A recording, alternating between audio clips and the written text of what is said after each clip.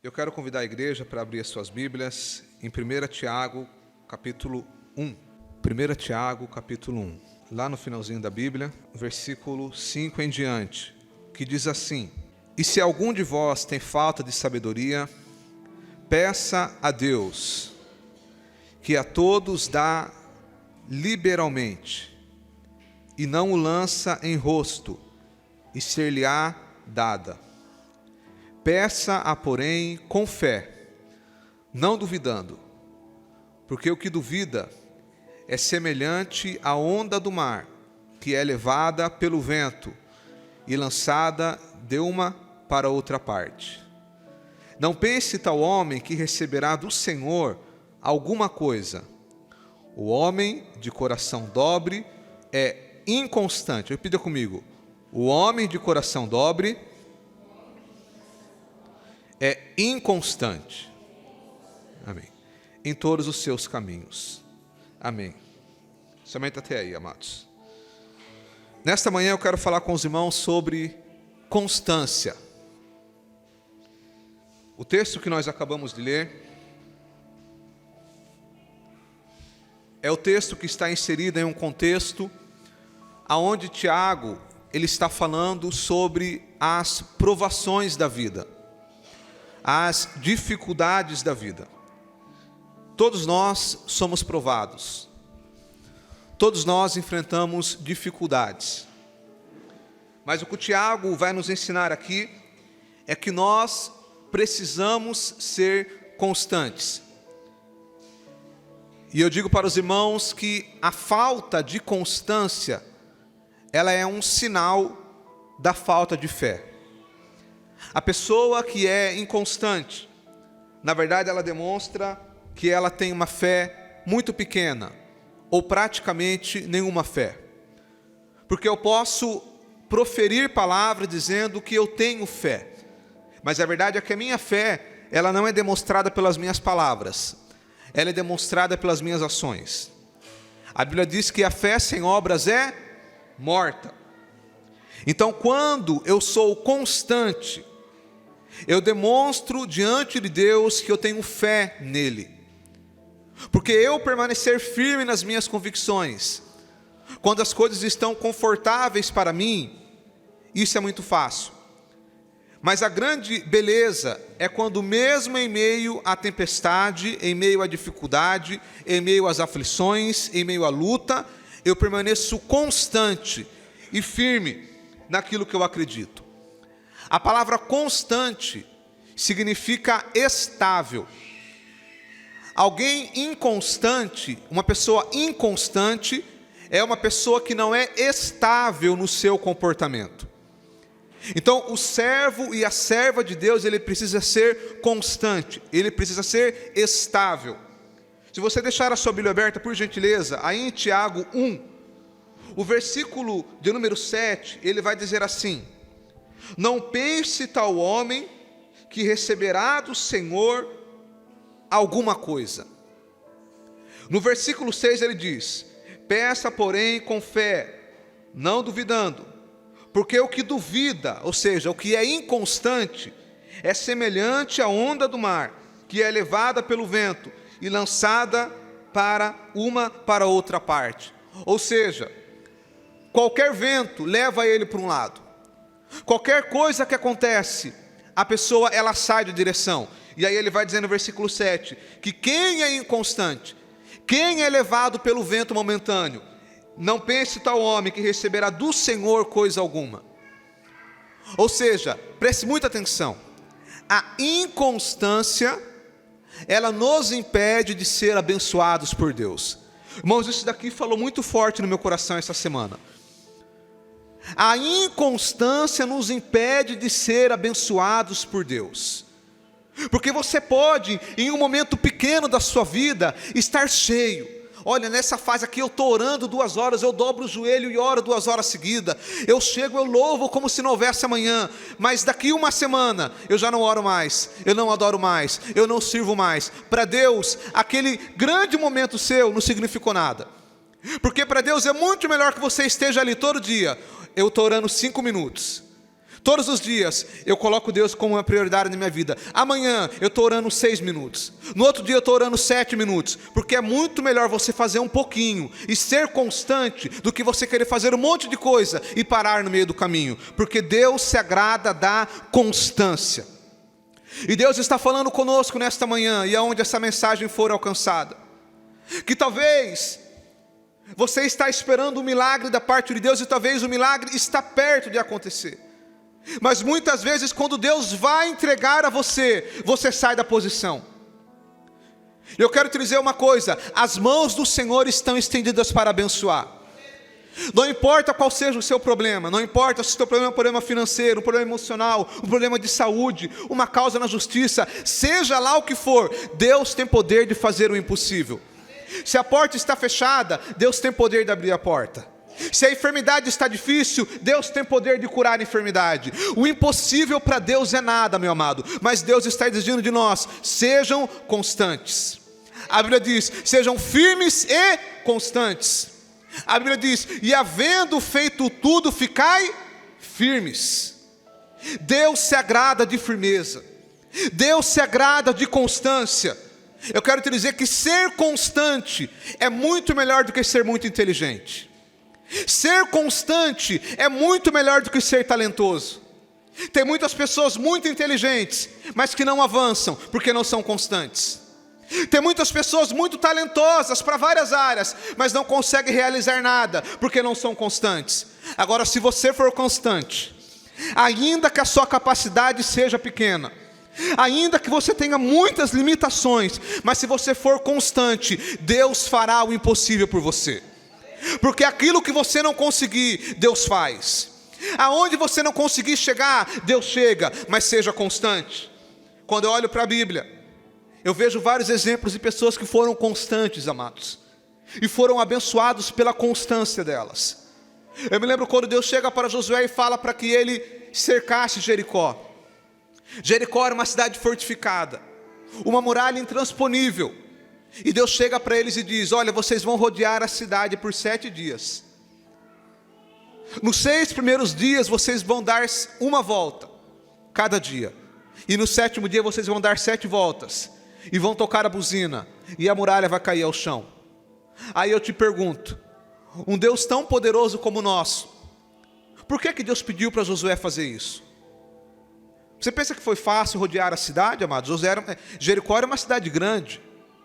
Ou seja, todo o povo tinha que rodear, idosos, crianças. Era uma dificuldade muito grande. Por que Deus mandou eles fazer isso? Deus não poderia simplesmente mandar um terremoto e a muralha cair? Deus não poderia simplesmente falar para Josué, Josué, chega lá e fala uma palavra, Jericó acabou para ti, e a muralha caía? Deus não podia. Com Moisés não simplesmente estendeu o cajado e o mar se abriu? Deus não poderia simplesmente falar para Josué, Josué, estenda o cajado e a muralha vai cair? Deus poderia. Mas por que Deus não fez isso? Por que Deus mandou eles rodearem a cidade? Porque Deus estava provando a fé deles. E a fé seria demonstrada através da constância. Aprenda, memorize, fé não é apenas palavras, fé é ações. Deus mandou eles rodearem a cidade, porque ao fazerem isso, eles estavam demonstrando fé. Eles estavam demonstrando que nós não estamos entendendo o porquê que nós estamos rodeando. Eu não estou vendo o propósito nisso, para que rodear? Mas se Deus mandou, eu vou fazer. Se Deus mandou, eu vou ir até o fim. É a mesma coisa na sua vida, amado. Talvez você está falando, eu não estou entendendo por que eu estou passando por isso. Eu não estou entendendo por que Deus permitiu isso. Mas Deus está dizendo, continua rodeando a cidade. Continua a sua caminhada, ainda que você não esteja entendendo, ainda que esteja difícil, mas continue constante, continue estável na presença de Deus, porque a tua constância te fará prosperar. A tua constância fará a bênção de Deus vir sobre a sua vida. E a Bíblia diz que eles rodearam a cidade, e depois que eles terminaram de fazer como Deus ordenou, a muralha veio ao chão. Eu vejo um outro exemplo na Bíblia de Pedro. A Bíblia diz que Pedro estava no barco com os discípulos, uma grande tempestade. Jesus veio andando por sobre as águas. Pedro desceu do barco e começou a caminhar até Jesus. Ele estava caminhando sobre as águas. Só tem 2 pessoas na história que fizeram isso: Jesus e Pedro. Pode ser que ele afundou, mas que ele andou, irmão, pelo menos um pouquinho. Então Pedro, ele desceu e ele andou sobre as águas. Ele estava estável em um ambiente instável, porque dá para andar sobre a água? Não dá para andar, não tem estabilidade, mas a fé de Pedro deu estabilidade para ele. E Pedro estava andando sobre as águas e ele olhava para Jesus. Enquanto Pedro andava olhando para Jesus, ele estava caminhando sobre as águas. Mas na hora que Pedro parou de olhar para Jesus e começou a olhar para o vento, ele começou a afundar. A estabilidade de Pedro estava olhando para Jesus. Ele estava instável enquanto ele olhava para Jesus, mas quando ele parou de olhar para Jesus e olhou para o vento, ele afundou. Ou seja, quer permanecer estável, olha para Jesus. Quer permanecer constante, olha para Jesus, não olha para homem, não olha para a aprovação, não olha para o vento, não olha para a sua conta bancária se está vazia, olha para Jesus, porque Ele te fará caminhar e chegar até o outro lado. Aleluia. Estabilidade. A Bíblia fala de Abraão e Sara. Deus fez uma promessa para Abraão, nós já falamos aqui que ele seria pai de uma grande nação, e para Sara também.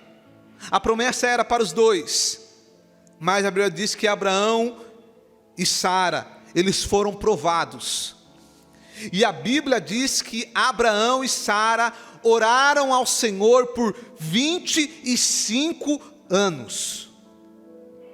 Do dia que Deus fez a promessa, até o dia que eles receberam a promessa, 25 anos. Eu disse para os irmãos da outra mensagem, que o livro de Gênesis é o livro da promessa. A promessa de uma descendência, a promessa de uma nação, a promessa da terra, a promessa da bênção. Deus fez a promessa, mas a promessa se cumpriu depois de 25 anos, que ele ficou peregrinando, orando, insistindo. Então, mesmo a promessa vindo de Deus, Deus provou a constância de Abraão. Então, nesta manhã, eu quero concluir dizendo, amados, que nós sejamos constantes. Assim como todos esses exemplos que eu dei, poderia dar a manhã inteira, de homens e mulheres que foram constantes, e o principal exemplo deles, Cristo. Daqui a pouco nós iremos participar do pão, do cálice. O Senhor Jesus é o nosso maior exemplo de constância, é o nosso maior exemplo de perseverança. O ministério do Senhor Jesus aqui na terra, ou seja, do dia que ele começou a pregar, que ele foi lá onde estava João Batista e começou a pregar, durou cerca de 3 anos e meio. Quando Jesus iniciou o seu ministério, ele tinha 30 anos de idade aproximadamente. Mas antes de ele iniciar o seu ministério, ele viveu aqui na terra por 30 anos. A Bíblia não fala nada sobre a adolescência de Jesus e fala muito pouco sobre a sua infância. Mas eu acredito, e é óbvio, que o Senhor Jesus, nesse período de 30 anos, ele experimentou todos os problemas que nós enfrentamos.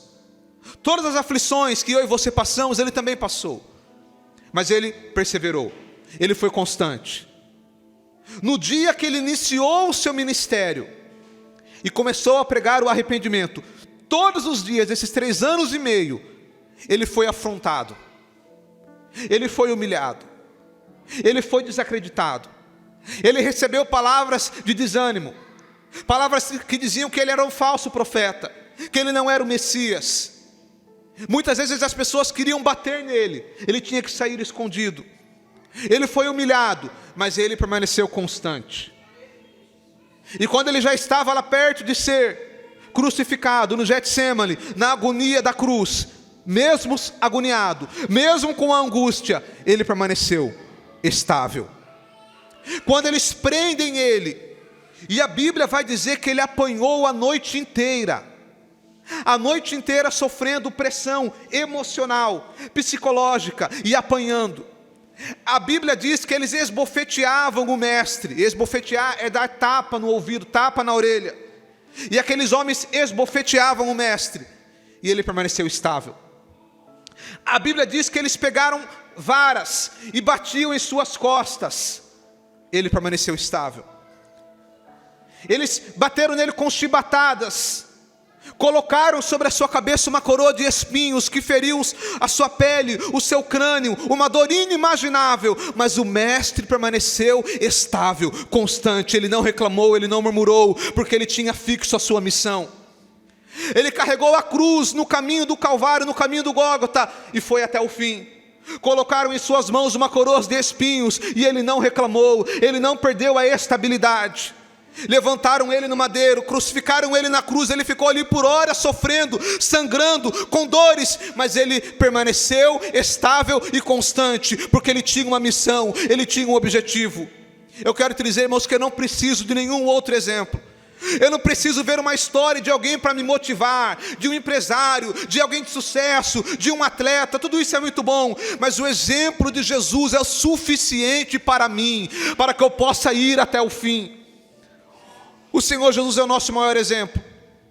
Ele foi constante, ele foi até o final. E daqui a pouco nós iremos participar do corpo e do sangue. Então que nesta manhã, irmãos, nós possamos guardar essa palavra em nosso coração. Que nós sejamos constantes na presença de Deus. Que nós possamos permanecer estáveis diante de Deus, procurando a cada dia melhorar e se aproximar mais da sua vontade. Mesmo que o vento sopre, mesmo que a luta venha, mesmo que as tentações venham, mesmo que o desânimo venha, mas permaneça constante na presença de Deus. Mantenha a sua comunhão com Deus como algo prioritário na sua vida. Mantenha a sua estabilidade espiritual e também emocional. Não permita que nada tire a sua paz. Aí para o mundo aí fora já se tornou comum a pessoa dizer: eu sou ansioso, eu sou ansiosa. Mas a Bíblia diz: não estejais ansiosos por coisa alguma. Ansiedade é pecado, amado. Mas é impossível não ficar ansioso, sim. Agora o que você não pode é permanecer que a ansiedade tire a sua paz. É permitir que a ansiedade tire você da caminhada. A ansiedade vem, mas você vai vencer ela no nome do Senhor Jesus. A Bíblia diz: regozijai-vos sempre. Outra vez vos digo, regozijai-vos. Então ainda que a angústia venha, a tristeza venha, mas existe uma palavra que nós temos que nos alegrar. E a nossa alegria não vem do dinheiro, não vem da prata, não vem do ouro, mas a nossa alegria vem de Deus. A alegria do Senhor é a nossa força. Então nesta manhã, irmãos, que nós sejamos constantes, espiritualmente, emocionalmente, independente do que acontecer, eu vou permanecer firme na presença de Deus. Oremos. Pai querido, no nome de Jesus, te damos graças por essa palavra. Te damos graças pela oportunidade de estarmos na tua presença. Te damos graças ao Senhor Jesus, porque o Senhor é o nosso maior exemplo de constância, de fé, de perseverança. Ó Deus, e quantas vezes, ó Pai, nós estamos perto de experimentar o milagre. Nós estamos perto de viver o sobrenatural, mas nós saímos da posição. Mas nesta manhã, e aonde essa mensagem chegar, que nós façamos um concerto diante de Ti hoje, Pai. Que nós possamos firmar os nossos pés na posição que o Senhor nos colocou. Que nós possamos trilhar o caminho que o Senhor nos colocou para trilhar. Ainda que haja momentos de instabilidade, ainda que o vento sopre, mas que nós possamos permanecer estáveis na Tua presença. E caminhar em direção à Sua vontade. Ó Deus, fortalece-nos nessa manhã, ó Pai. Fortalece a nossa alma, o nosso espírito, renova nossas forças, renova, Deus, o nosso coração, o nosso ânimo, ó Pai, no nome do Senhor Jesus. Se alguma coisa tem ofuscado a nossa fé, tem ofuscado a nossa visão, ó Deus, clareia a nossa visão nesta manhã, aleluia. Ó Deus, clareia a nossa visão, porque talvez a fumaça da provação, a fumaça da luta, a fumaça da angústia tem nos impedido de ver a promessa. Mas abre nossos olhos nesta manhã, ó Pai. Assim como o Senhor abriu os olhos do moço para que ele visse o exército do Senhor, abre os nossos olhos para que nós possamos ver que mesmo em meio à luta, em a tempestade, o Senhor está conosco. E eu sinto a Tua presença aqui neste lugar. Ó Pai, mesmo em meio à dificuldade, à escassez, o Senhor está conosco. Abre nossos olhos. Abre os nossos olhos nesta manhã, ó Pai. Que sejamos firmes e constantes, sempre abundantes. Que permanecemos firmes na Tua presença, ó Pai. Este é o nosso pedido nesta manhã de agradecimento, em nome de Jesus. Amém. Glória a Deus.